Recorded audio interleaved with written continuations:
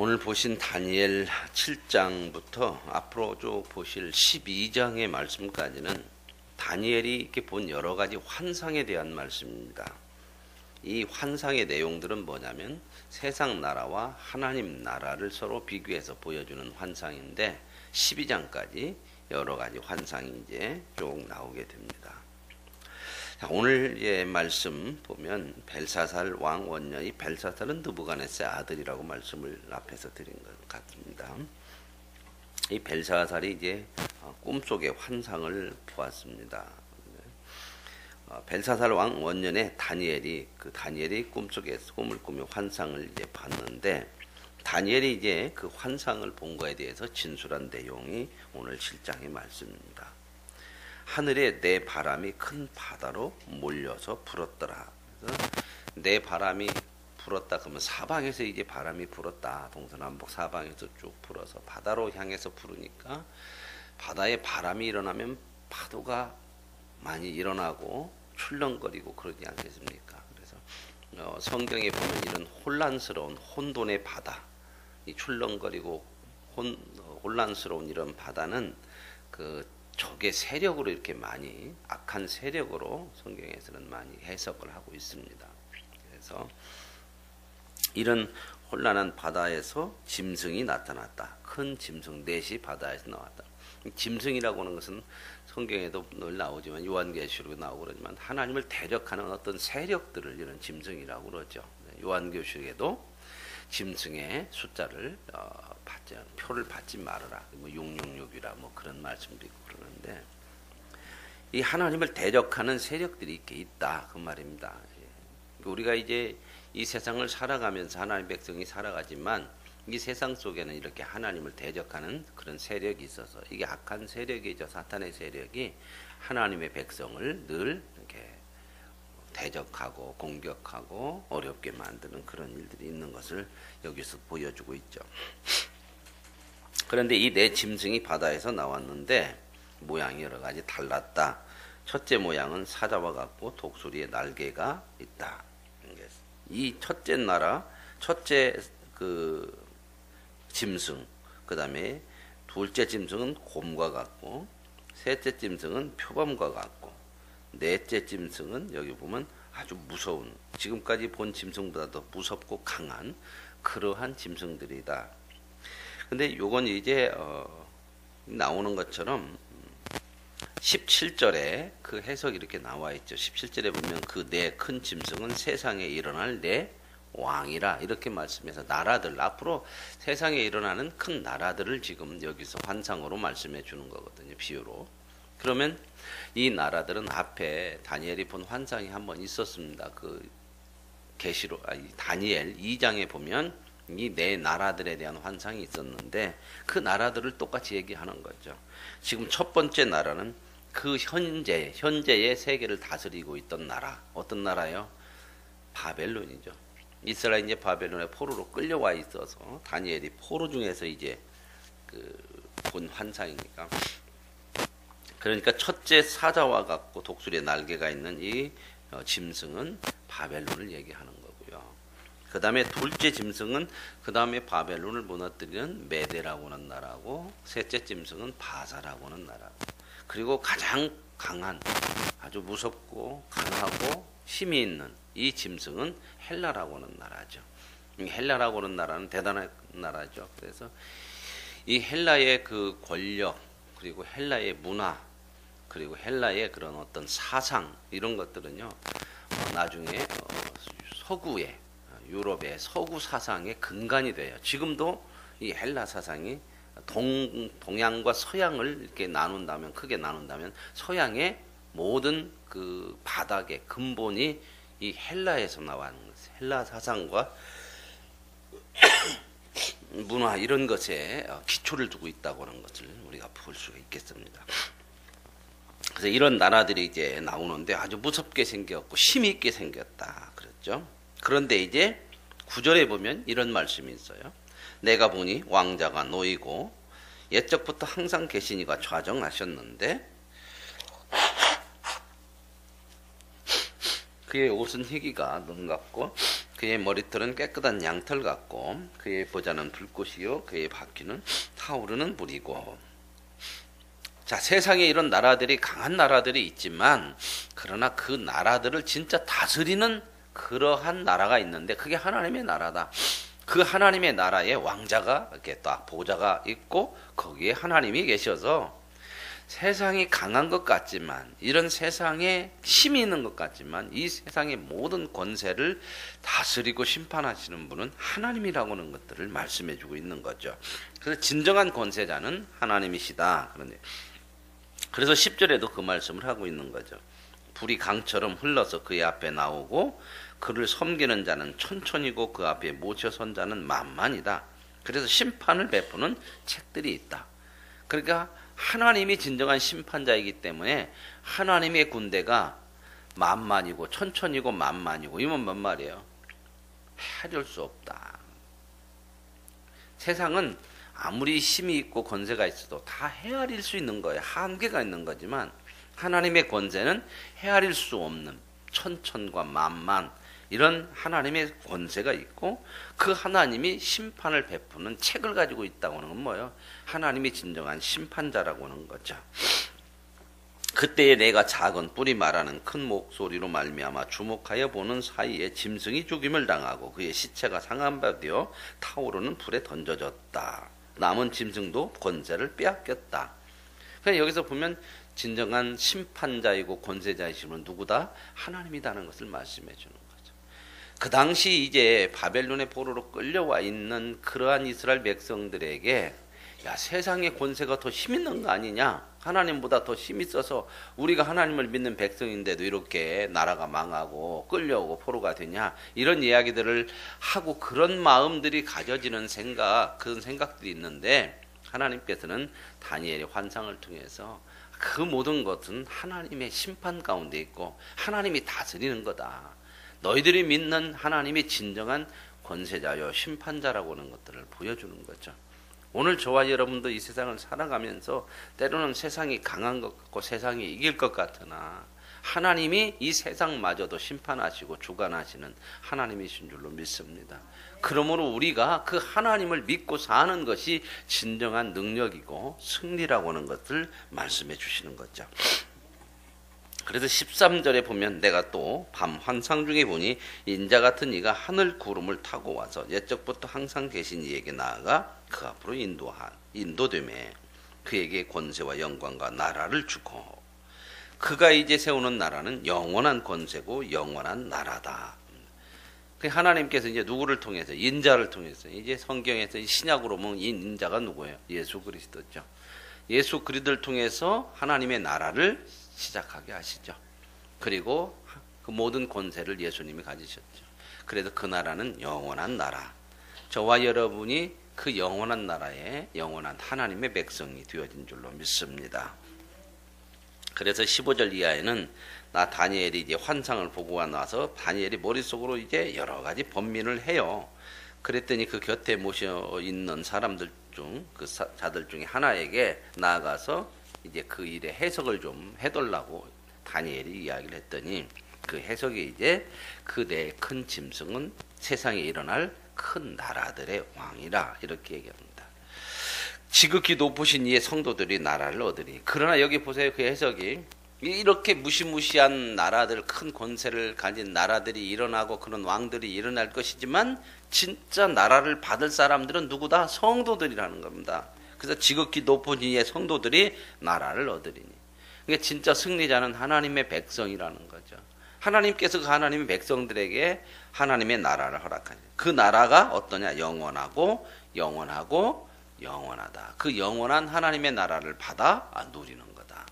오늘 저와 여러분이 이 하나님의 영원한 나라를 받고 그 영원한 나라를 살아가는 하나님의 백성으로서 그래서 저와 여러분의 인생 모든 삶이 하나님의 나라의 백성의 아름다운 삶을 누리는 거라.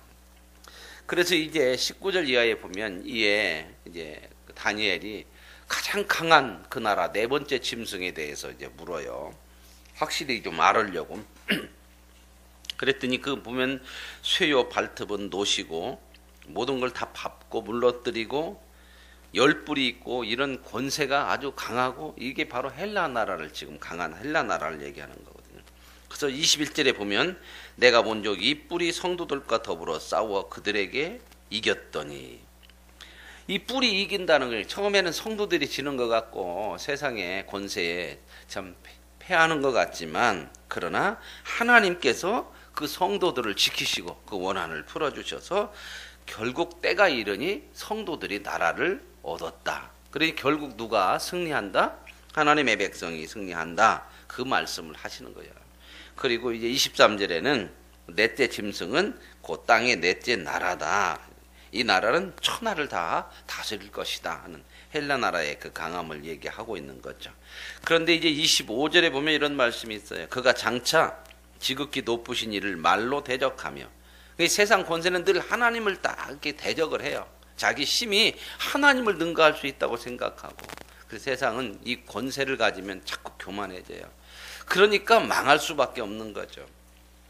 말로 하나님을 대적하고 또 지극히 높으신 이의 성도를 괴롭게 할 것이고 결국 이게 목적이 뭐냐면 하나님은 이길 수가 없어요. 그러니까 늘 하나님의 백성들을 미혹하는 거죠. 위협하고 미혹하고 그래서 하나님의 사람으로 살아가는 은혜를 누리지 못하도록 자꾸 방해하는 것이 이게 세상의 권세, 세상 나라죠. 그리고 이제 그가 또 때와 법을 고치고자 한다는 거죠. 때와 법이 뭐예요? 자기의 법이요. 세상의 법으로 자꾸 사람들을 살아가게 해요. 저와 여러분은 어떤 법으로 살죠? 하나님의 법이죠. 어떤 시간으로 살아요? 하나님의 시간으로 살아야 되는 거죠. 그렇죠? 세월을 아끼며 시간의 주가 되신 하나님의 뜻을 따라서 우리 인생을 살아가야 되는데 세상은 자꾸 자기 때로 자기 법으로 자꾸 만들어서 사람들을 미혹해요. 이렇게 살아야 된다. 뭐 힘을 가져야 된다. 돈을 가져야 된다. 바쁘게 살아야 된다. 이런 때와 시간들을 자꾸 혼란스럽게 세상 것으로 바꾸는 거예요. 이게 미혹하는 거거든요. 성도들은 그의 손에 붙임 바 뒤요 한때와 두때와 반때를 지내리라. 이게 뭐예요? 한때, 두때, 반때. 이렇게 이제 이 세상의 권세가 하나님의 백성들을 괴롭게 하고 말로 대적하고 시간과 그리고 여기 나오는 어떤 법들, 세상 법으로 자꾸 사람들을 혼란스럽게 해서 그렇게 미혹하는 그런 상황 속에서 성도들은 살아갈 수밖에 없다. 그런 내용들이죠. 그게 이제 우리가 사는 인생이죠. 그런데 그 때가 언제냐? 한때, 두때, 반때. 그러니까 길지 않아요. 한때, 두때, 반때. 저와 여러분의 인생이 긴 것 같은데 길지 않아요. 이 땅에서 사는 인생. 그 때를 우리가 믿음으로 잘 감당해야 된다는 거죠. 영원한 그런 때가 아니잖아요. 우리는 그래서 견디고 버텨나가는 거고 믿음으로 하나님의 뜻을 따라 우리에게 주어진 인생을 살아야 돼요. 그래서 한때, 두때, 반때라고 하는 것은 합치면 몇 때요?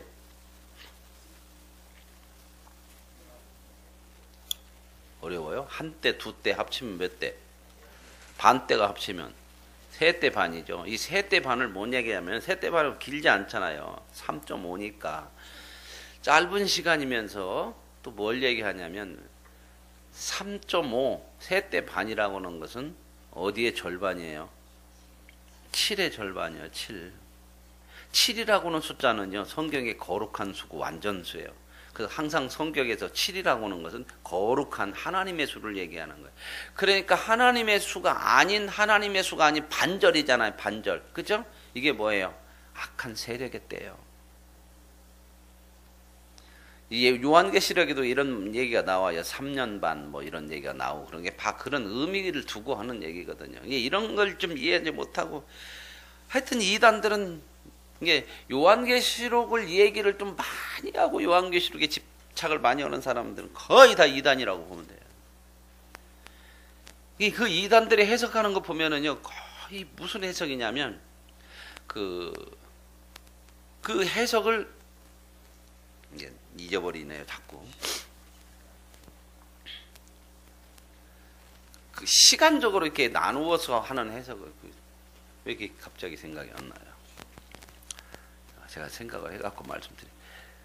요즘 한국 교회의 대부분 요한계시록을 이해하고 해석하는 그 해석들이 전부 외국에서 들어온 거거든요.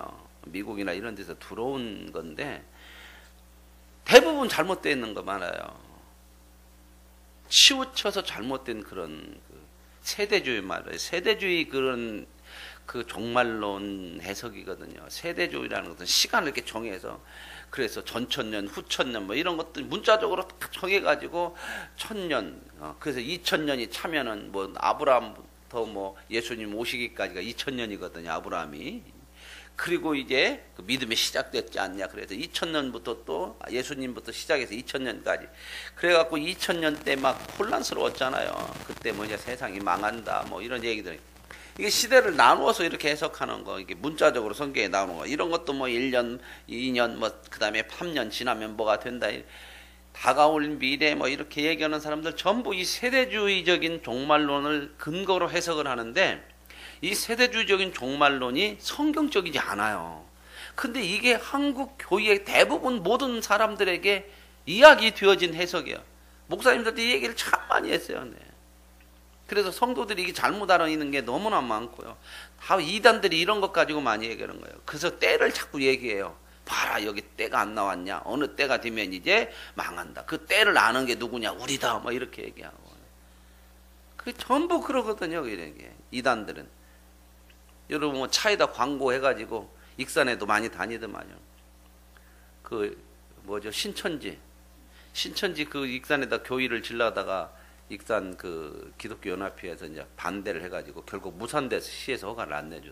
그랬더니 여기 구 경찰서 앞쪽에 보면 옛날 그쪽에 그 예식장이 있었어요. 그 뭔 예식장이더라. 그 예식장이 있었는데 창인동 성당 그 옆쪽으로요. 그 예식장을 사가지고 거기다가 이제 신천지 또 교회를 또 만들었어요. 그게 각 시마다 하나씩 다 만들고 전주는 여기 팔복동 코카콜라 있는 그쪽에 보면 오른쪽에 신천지 증거장막이라고 해갖고 거기다 하나 지금 크게 만들어 놨고요. 근데 익산에서 질라다가 못 지니까 지금 그걸 사가지고 리모델링 해가지고 거기다 했는데 그래가지고 이제 선전을 어디다 버스 광고 많이 하더만요. 돈 많이 들어가요. 그걸 하면 버스에다가 막 이렇게 광고를 해서 거기 보면 요한계시록 3시간 만에 풉니다. 이렇게 더라고요. 그래서 어떻게 푸는가는 모르겠어요. 3시간 만에 요한계시록 푸니까 와봐라. 막 그렇게. 그게 전부 신천지거든요. 신천지뿐만 아니라 이단들이 되게 이 요한계시록을 많이 이렇게 이야기하는데 전부 이거 잘못된 해석들이에요. 전부. 그런 것에 자꾸 미혹되지 마시고요. 여기 오늘 요한계시록이나 이런 그 다니엘의 이런 환상 같은 경우도 보면은요, 전부 뭐냐면 참 힘들고 어렵게 포로로 잡혀와 있고 믿음으로 살아가는 이 세상 속에서 믿음으로 살아가는 하나님의 백성들에게 희망을 주고 용기를 주고 힘을 주기 위한 위로의 책이거든요. 무시무시하게 막 우리를 막 위협하고 그런 거 아니에요. 그래서 여기서도 보면 그런 거잖아요. 이런 짐승들이 있지만 요한계시록에도 이 짐승이 똑같이 나와요. 이 짐승들은 그 세상의 큰 나라들, 권세자들을 이 세상의 나라를 얘기하는 거거든요. 그러나 이 세상의 권세는 하나님의 권세 아래에 있는 하나님의 다스림, 결국 이런 권세들은 심판을 받을 수밖에 없는 권세다 하는 것들을 말씀해 주고 그 권세들이 세상을 다스리는 것 같지만 하나님이 진정한 권세자이기 때문에 하나님을 믿는 믿음의 백성 성도들이 이 권세를 누리며 승리한다. 그러니 그런 세상 것에 두려워하지 말으라 그 말입니다. 그래서 이제 하나님께서 이런 성도들을 세운다. 그래서 성도들을 이렇게 힘들게 괴롭게 하고 한때 두때 반때를 이 거룩하지 못한 악한 세력이 이렇게 하는 거지만 그러나 26절 그러나 이렇게 나오잖아요. 심판이 시작되면 그는 권세를 빼앗기고 완전히 멸망할 것이다. 누가요? 이 짐승이 가장 큰 세상 짐승이 하나님의 심판으로 인해서 완전히 망하는 거다. 그러니까 어떻게 해라? 하나님의 백성들아 세상 바라보지 말고 세상 권세가 진짜 권세 아니니까 하나님 믿는 믿음으로 하나님의 백성답게 하나님께 도움을 구하고 하나님의 말씀과 뜻을 따라 때와 법을 고치려고는 세상 때, 세상 법을 따라 살지 말고 하나님의 법과 하나님의 때를 따라 사는 것이 이게 믿음의 사람들이고 그 삶이 정말 능력 있는 승리하는 삶이다. 이걸 얘기하는 거예요. 이렇게 하면 요한계시록이나 이런 모든 환상 이런 것들의 핵심적인 해석은 끝난 거예요. 3시간만 아니도 한 10분만 해도 저는 끝내죠.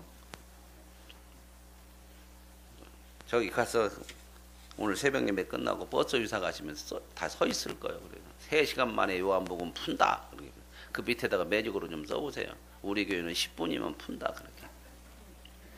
진짜 가 쓰지 마세요. 걸립니다.